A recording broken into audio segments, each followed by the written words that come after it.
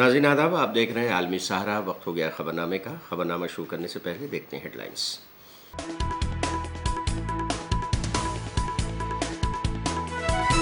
NEET paper leak मामले पर parliament में मुबाहिसा न होने पर राहुल गांधी ने हुकूमत पर लगाया इल्जाम। कहा, हमें बोलने नहीं दिया गया, मेरा माइक किया गया बंद। दिल्ली के बसंत विहार में जेर तामीर बिल्डिंग के बेसमेंट से निकाली गई तीनों मजदूरों की लाशें। 2 दिन से जारी था ऑपरेशन। दिल्ली एनसीआर में आज फिर हो सकती है बारिश। अगले 2 दिन के लिए जारी किया गया ऑरेंज अलर्ट। अमेरिका के सदर जो बाइडेन ने सदारती इंतखाबात की दौड़ से बाहर निकलने से किया इनकार। कहा, ट्रंप से करेंगे अगला मुबाहिसा। और ईरान में सदारती इंतखाबात की वोटिंग का अमल इख्तिताम पजीर। वोटों की गिनती हुई शुरू।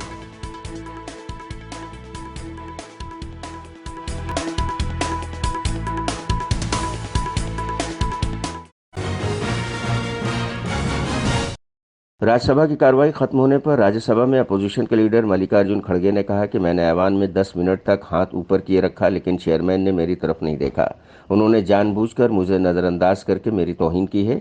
उनकी तवज्जो हासिल करने के लिए मैं अंदर यानी वेल में गया, तब भी उन्होंने मुझे नज़रअंदाज किया। राज्यसभा में अपोजिशन लीडर मल्लिकार्जुन खड़गे के वेल में आने पर रद्द-ए-अमल जाहिर करते हुए चेयरमैन जगदीप धनखड़ ने कहा कि आज का दिन हिंदुस्तानी पार्लियामेंट की तारीख के सयाबाब में रकम हो गया है।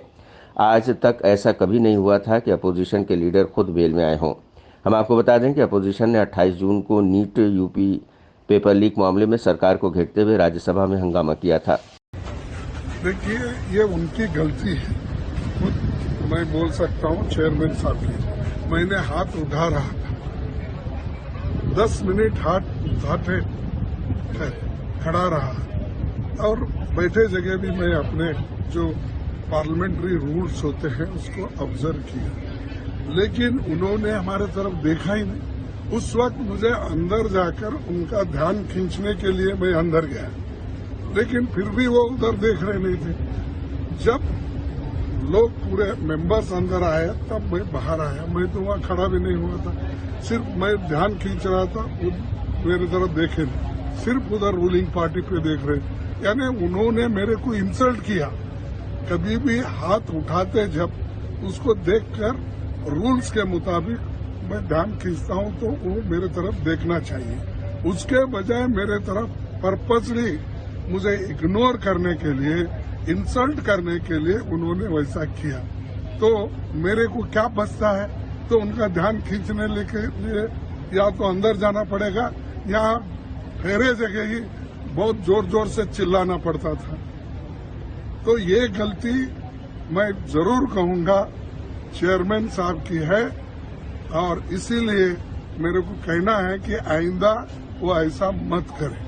कम से कम इस राज्यसभा की गरिमा रखने के लिए वो कहते ना, खुद हमारे जैसे सीनियर मेंबर्स को जरा देखकर किधर क्या हो रहा है, कौन हाथ उठा रहा है, ये देखकर अगर करते तो मैं समझता हूँ ऐसा नहीं चलता। माननीय सदस्यगण, आज का दिन भारतीय संसद के इतिहास में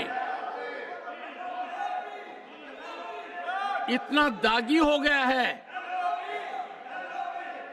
कि प्रतिपक्ष के नेता स्वयं वेल में आए हैं। ऐसा कभी नहीं हुआ है। मैं पीड़ित हूं, मैं अचंभित हूं। भारतीय संसदीय परंपरा इतनी गिर जाएगी कि प्रतिपक्ष के नेता वेल में आएंगे, डिप्टी लीडर वेल में आएंगे। नीट पेपर लीक मामले पर पार्लियामेंट में मुबाहिसा नहीं होने पर हिज़्ब इख्तिलाफ के लीडर राहुल गांधी ने कहा है कि मैंने कल अपोजिशन की मीटिंग में तलबा का मामला उठाया था और कहा कि हमें इस पर बहस करने के लिए 1 दिन गुजारने की ज़रूरत है, क्योंकि हम अपने तलबा की परवाह करते हैं। हमें अपने तलबा पर इत्तेमाद है जो हमारे मुल्क का मुस्तकबिल हैं। वो मजीद कहते हैं कि सभी अपोजिशन पार्टियों ने इत्तेफाक राय से फैसला लिया है कि हमें पुरअमन तरीके से बहस करनी चाहिए। जब मैंने पार्लियामेंट में ये मौजू उठाया तो मुझे बोलने की इजाज़त नहीं दी गई, जबकि इससे 2 करोड़ तलबा 7 साल में 70 बार मुतासिर हुए हैं। Good afternoon, and this is for all the students who took NEET and also the students who are taking other competitive exams in the country. There's been a disaster as far as NEET is concerned. Everybody knows that the paper was leaked, people made thousands of crores of rupees. And the students were hurt, were damaged. The students studied for years. It's their dream, their aspiration to enter the medical field, and that dream and aspiration has been destroyed and ridiculed. And that is why yesterday in the opposition meeting, I personally raised this issue and I said, look, to send a message to the students that we care for them, we believe in them, they are the future, we need to spend one day discussing NEET. And there was a unanimous agreement among all opposition parties that yes, a discussion on NEET, a one-day discussion on NEET is required and should be done. And we're committed to having that discussion peacefully in a very, very accommodating manner. I tried to raise it in Parliament. Of course, as you saw, I wasn't allowed to speak. This is an issue that has affected 2 crore students. 70 times in 7 years, papers have been leaked. It's clear that there is a systemic problem. It is clear that there is huge amount of corruption, and we simply cannot continue like this. Also, the students want a resolution quickly. So the idea behind the discussion was that we get a resolution to this issue because crores and crores of people, their family members are in pain. They don't know what is going to happen in the future. And it's important that we give them clarity. It's unfortunate that the government didn't want this. It seemed to me that the direction was directly from the Prime Minister. It's sad that the Prime Minister of India, who in fact should be leading the discussion and should be telling us about his opinion and should be telling us about what he is going to do, simply doesn't want to debate. We are ready for a debate. We want to debate. And we don't want to fight with the government. We want to place our views on the table. Thank you. रुकन parliament Pappu Yadav ने parliament कार्रवाई के बाद NEET UG मामले पर बोलते हुए कहा कि सरकार जो कहती है और जो करती है उसमें बहुत फर्क है। उन्होंने कहा कि मुतअद्दिद तलबा फिक्रमंद और परेशान हैं। उन्हें पहले नीट रद्द करना चाहिए था और बताना चाहिए कि इस पूरे मामले के पीछे कौन है। हम आपको बता दें कि गुज़श्ता रोज अपोजिशन ने दोनों ऐवानों में नीट पर बहस का मुतालबा किया था। देखिए, एक बात आप हमको बताइए, सरकार के कथनी करने में बहुत फर्क है, नियत और नीत में बहुत फर्क है। रोजगार की 2 करोड़ रोजगार की सब जुमलेबाजी हो गई, और एजुकेशन का आप नीट जो सकारात्मक और रचनात्मक सहयोग की पारस्परिक बात हुई, और बात ये हुई कि हम लोग बैठ करके दुनिया को ये मैसेज दें कि हम सबसे पहले गंभीर हैं अपने देश के युवा और छात्रों के भविष्य के साथ। लोग आत्महत्या कर रहे हैं, लगातार आत्महत्या हो रही है। कितने बच्चे आत्महत्या कर लेंगे? लोगों के भीतर डर का वातावरण है। बच्चों को आशंका है कि हमारी लाइफ खत्म ना हो जाए, फिर किसी की उम्र खत्म हो गई है, और आप सरकार के एजेंडा राष्ट्रपति अभिभाषण के लिए आप चिंतित हैं। अरे भैया, वो तो कभी भी हो जाएगा। राष्ट्रपति अभिभाषण जो आप मोटा पुलिंदा झूठ का आप रखे हुए हैं, वो तो कभी भी झूठ के पुलिंदे पर बहस हो जाएगा। पहले जिंदगी को तो सेव करें, पहले नीट्स को तो आप कैंसिल करिए। आप जबरदस्ती सीबीआई को दे करके आप गलत सलत को फंसाइएगा। अपराध शाखा ने आपको दिया नहीं, आपसे पूछताछ करना चाह रहा था।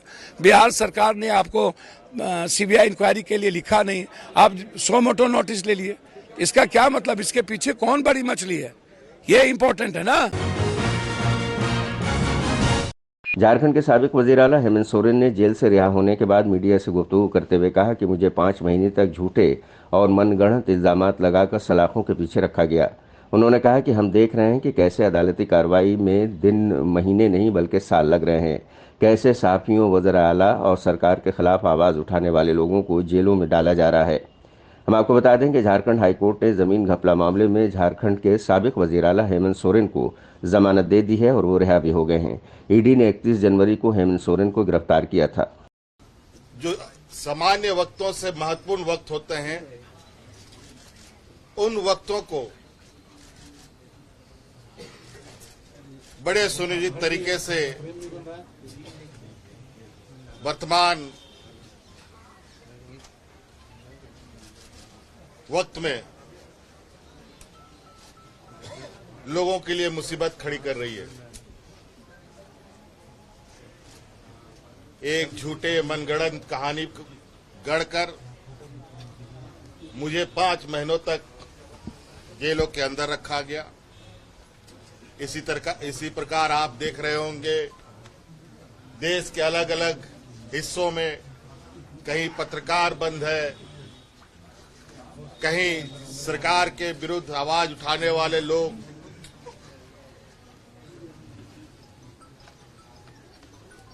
और उनकी आवाज को कुचलने का काम किया जा रहा है। दिल्ली में मुख्यमंत्री जेल में बंद हैं, कई एक मंत्री रहते हुए लोगों को जेल में डाल दिया जा रहा है और न्याय की प्रक्रिया इतनी लंबी हो रही है कि दिन महीने नहीं वर्षों लग रहे हैं। और कहीं ना कहीं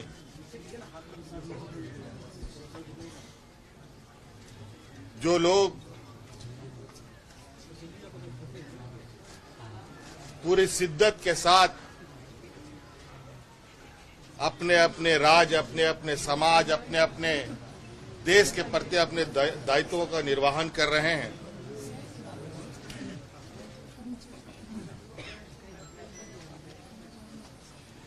उन सब में बाधाएं डाली जा रही है। आज मैं बहुत कुछ नहीं कहूंगा, लेकिन आज अंतोगत्वा मैं फिर से राज्य की जनता के बीच में हूं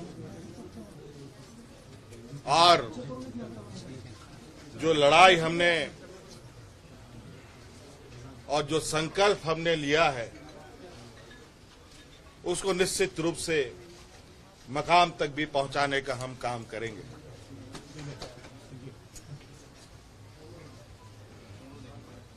आज मुझे लगता है ये एक संदेश है, राज्य के लिए नहीं पूरे देश के लिए, कि किस तरीके से हमारे विरुद्ध षड्यंत्र रचा गया है। दिल्ली एयरपोर्ट के टर्मिनल 1 पर छत गिरने पर मरकजी शहरी हवाबाजी के वजीर राम मोहन नायडू ने कहा है कि दिल्ली एयरपोर्ट पर हुआ हादसा बेहद तकलीफदेह है। हमने हालात पर काबू पा लिया है। टर्मिनल 1 पूरी तरह से बंद है। तमाम तैयारों की आमद-रफ्त टर्मिनल 2 और 3 पर मुंतकिल कर दी गई है। जिन लोगों की फ़्लाइटें रद्द हुई हैं उन्हें या तो रिफंड दिया जा रहा है या कोई दूसरी फ़्लाइट दी जा रही है। हम 7 दिनों के अंदर लोगों को रिफंड देने के लिए सर्कुलर जारी करेंगे। हमने टर्मिनल 2 और 3 पर वॉर रूम भी बनाए हैं। हमने एयरलाइंस को हवाई किराए में इजाफा न करने के अहकाम सादिर करते हुए सर्कुलर जारी किया है। हम नहीं चाहते हैं कि ऐसा हादसा फिर से हो। उन्होंने मजीद कहा कि दुख की बात है कि इस हादसे में एक शख्स की मौत हो गई है। हम मुतासिर कुनबे को 20 लाख रुपए देंगे। तमाम जख्मी लोगों को 3-3 लाख रुपए दिए जाएंगे। Incident which has happened at the Delhi T1 airport, the collapse of a roof of one of the terminal buildings. It has been a very tragic incident, and I would like to offer my condolences to the family which has lost one life, and also some of them were injured in the incident, and they were immediately taken to the hospital. They were given proper care, and we are taking full care of them so that all the medical facilities that they need are provided. And other than that, we have taken control of the situation, and now T1 has been completely closed. Immediately after the incident happened, all the emergency response teams, NDRF, CISF teams, all the teams have arrived at the site, and they have done what is required so that there's no more damage that gets done. So T1 was totally evacuated, closed for the time being, and all the flight movement has been shifted to T2 and T3. And our initial thought process was that we will take care of all the passengers who were distressed at the time. So whoever's flights got cancelled, they are being given a full refund, and also alternate travel if that is the choice that they provide. And we have taken a decision at the ministry that we are going to pass a circular that whatever refund is there, it has to be provided within 7 days. And also any alternate travel also will be provided according to their choice. And to ensure that this happens, we have set up war rooms right at the airport in T2 terminal and T3 terminal, and we have released a statement from the ministry also which has all these numbers, and we are taking care from the ministry to ensure that these helplines also work every day by placing one officer from our side also in these war rooms. And also when this kind of incident happens, there is a spike in airfares considering the environment that it creates. So we have put in another circular to the airlines also saying that the airfare shouldn't be hiked at any cost. They have to maintain the prices. It is a distress situation. It is a crisis situation. So we have sent a circular to the airlines saying that they shouldn't raise the airfares. आम आदमी party के leader jasmine Shah ने BJP पर हमलावर होते हुए कहा है कि इंदिरा गांधी इंटरनेशनल एयरपोर्ट के टर्मिनल 1 की छत पहली बारिश में ही टूटकर गिर जाती है और इसमें अब तक एक शख्स की मौत हो गई है। कई लोग जख्मी हुए हैं। उन्होंने कहा कि यह हादसा नहीं बल्कि कत्ल है। इस टर्मिनल का इफ्तिताह मार्च में पीएम नरेंद्र मोदी ने किया था। ये बिल्डिंग अभी ज़ेर तामीर थी, लेकिन इलेक्शन से पहले सियासी फायदा हासिल करने के लिए नरेंद्र मोदी ने इसका इफ्तिताह कर दिया। कि दिल्ली के अंतर्राष्ट्रीय एयरपोर्ट की टर्मिनल 1 बिल्डिंग की छत कोलैप्स हो गई है। दिल्ली का अंतर्राष्ट्रीय एयरपोर्ट और देश के तमाम एयरपोर्ट्स केंद्र सरकार की agency airports authority of India के अंदर आते हैं, और दिल्ली जो देश की राजधानी है, जिसका इंफ्रास्ट्रक्चर देखकर देश नहीं दुनिया के लोग भारत के प्रति अपनी एक अवधारणा बनाते हैं, उसकी छत दिल्ली की पहली बारिश में गिर जाती है। इस दुखद घटना में एक व्यक्ति की मृत्यु होने की खबर अब तक आई है और 8 लोग इंजर हुए हैं, घायल हुए हैं। आम आदमी पार्टी की संपूर्ण संवेदना और सहानुभूति इन सारे परिवारों के साथ है जिन्होंने इस हादसे में या तो जान गंवाई या घायल हुए हैं।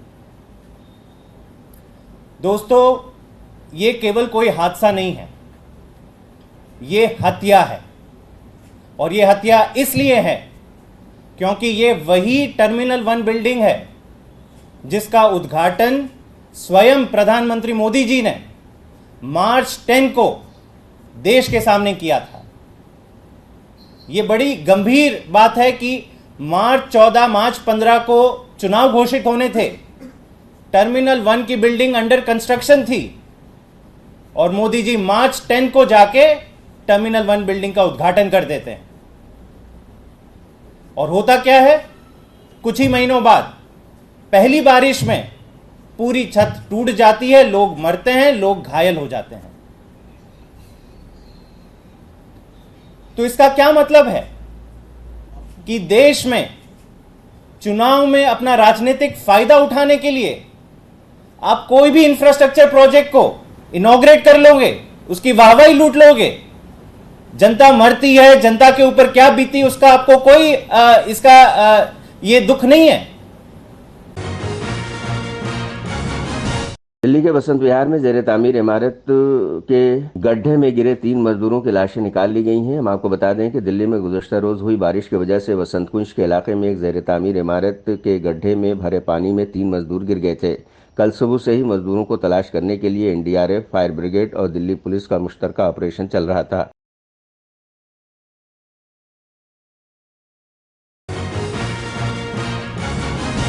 गुजरात के चिखोदरा में क्रिकेट टूर्नामेंट खेलने गए सलमान बोहरा, जिसकी उम्र महज 23 साल थी, की जय श्री राम के नारे लगाते हुए लिंचिंग कर कत्ल कर दिया गया है। कहा जा रहा है कि सलमान की 2 माह पहले ही शादी हुई थी।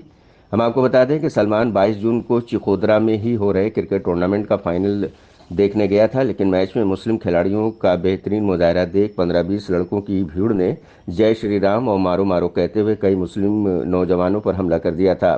सलमान का कान काटने के बाद उसे बेरहमी से पीटा गया। सलमान को जख्मी हालत में अस्पताल में दाखिल कराया गया था, जहां उसने दम तोड़ दिया। सलमान की 2 माह पहले ही शादी हुई थी। गुज़श्ता रोज दिल्ली में हुई रिकॉर्ड तोड़ बारिश के बाद वाटर लॉगिंग को देखते हुए दिल्ली सेक्रेटेरिएट में दिल्ली सरकार के बुदरा ने मुतल्लिका महकमों के अफसरान के साथ मीटिंग की और वाटर लॉगिंग का मसला हल करने के लिए तबादला ख्याल किया।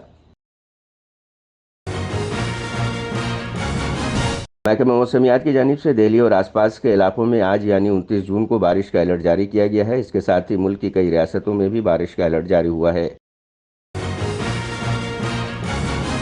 ईरान में 14वें सदारती इंतखाबात में पोलिंग का इनेकाद पुरअमन तरीके से तय पाया। पोलिंग जुमा को सुबह 8 बजे शुरू हुई, जो कि शाम 6 बजे तक जारी रही और जिसमें रात के 12 बजे तक तोसी कर दी गई। रिपोर्ट के मुताबिक वोटिंग का अमल खत्म होने के बाद वोटों की गिनती का अमल शुरू कर दिया गया है, जिसके नताइज का बतदरीज ऐलान किया जाएगा। कोई भी उम्मीदवार 50% से जायद वोट हासिल न कर सका तो इंतखाबात का दूसरा मरहला शुरू होगा। ख्याल रहे कि ईरान के सदर इब्राहिम रईसी गुज़श्ता माह एक हेलीकॉप्टर हादसे में जाँ बहक हो गए थे, जिसके सबब मुल्क में क़ब्ल अज़ वक्त इंतखाबात कराए गए ताकि उनकी जगह नए सदर का इंतखाब किया जा सके।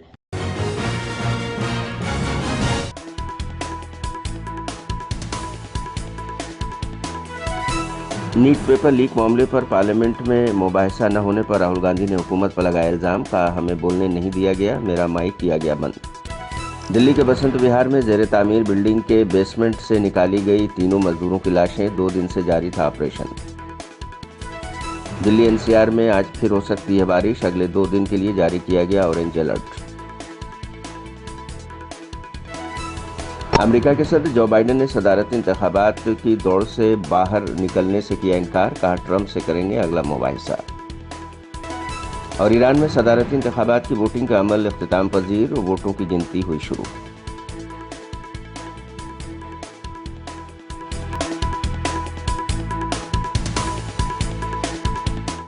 तो नाज़रीन, आज के खबरनामे में बस इतना ही। दीजिए इजाज़त, लेकिन आप देखते रहिए 24 घंटे का उर्दू न्यूज़ चैनल आलमी सहारा। सहारा पढ़ो।